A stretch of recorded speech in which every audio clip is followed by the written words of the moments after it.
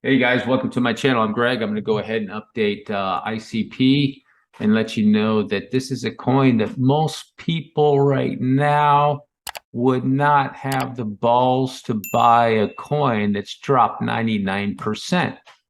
Um, I am. I'm buying this one right now. I'm going to explain to you why I'm buying this one right now. So let's go ahead and take a look at ICP off the bottom. So now we're way down here. And the reason I'm buying this in this area came down to this area is that low sixes, fives down there. I think, my opinion, not financial advice. It's a good risk to reward ratio. And you can see it made this is a nice 5-wave impulse that it made off the bottom. It's a 1, 2, 3, 4, 5. One smaller than the three smaller than the 5. Had a nice fifth wave thrust or throwover, making an expanding diagonal off the bottom. So that looks good.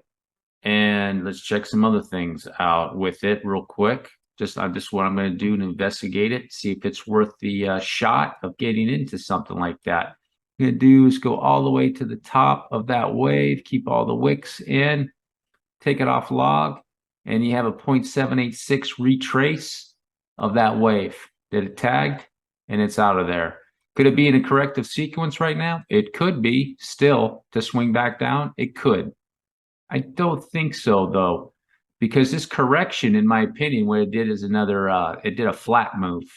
It did a flat, even though it doesn't go with the rules. And the reason I say that, I will show you guys here in a second, is that this move, for this whole thing to be a 5, this needs to be a 5 right here. And that's not a 5. That is not a 5. Go out to the 45-minute chart. I'll show you how you tell if that's a 5. It looks like a 5, but it's not a 5. It's a 3.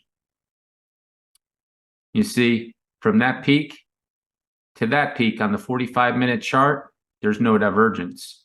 There's no divergence on that move. It's a 3-wave move, guys.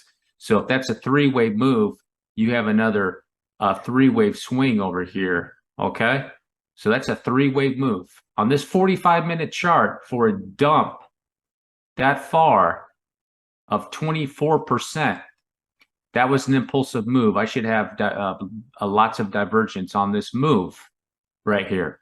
I should see that easy, but I don't. So that's a 3-wave move. So in here, it did a 3-wave move somewhere, and you can see it because here's a 5-wave move. So this is what I do to investigate. We're going to walk through this, and you can see 3, 3, 5. There's your flat. 3, 3, 5, right? So here's your 3-wave move right here. You bust that out. Here's your 3-wave move. 3, 3, and now I need a 5, more than likely, if it's a flat. So let's go out to the 4-hour. I'm going to show you guys. And look at 3, 3, 5. So you can see on this move, on the 4-hour, there's your 3rd wave, 3rd of your 3rd, 5th of your 3rd. There's your divergence right there. You see that?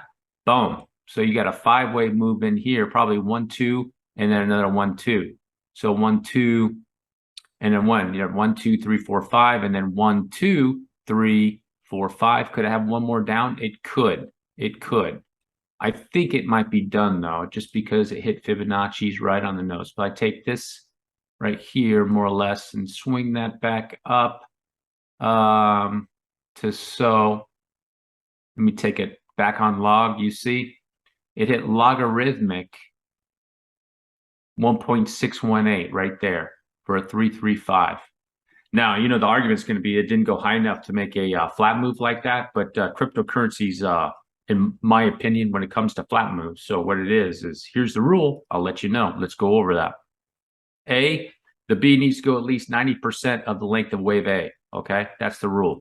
So if it goes above the height of wave A, it's expanded flat and it whizzes down just like that.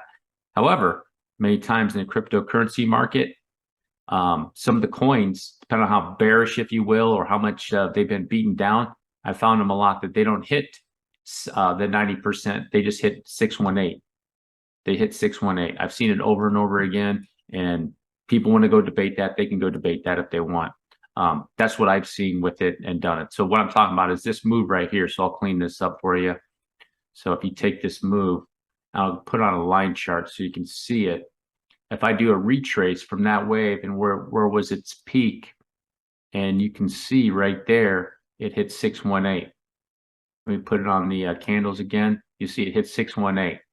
So technically it should have been up at 90%. I don't think so, guys. I think that this one is defying the odds. Another one that I found that's defying, because this is a 3-wave swing. See, 3, 3, and then it's 5. So in this area, you know, this is a pretty good area. It's like I said, I think the risk reward's pretty good. So you have the 5-wave swing over here for ICP, right?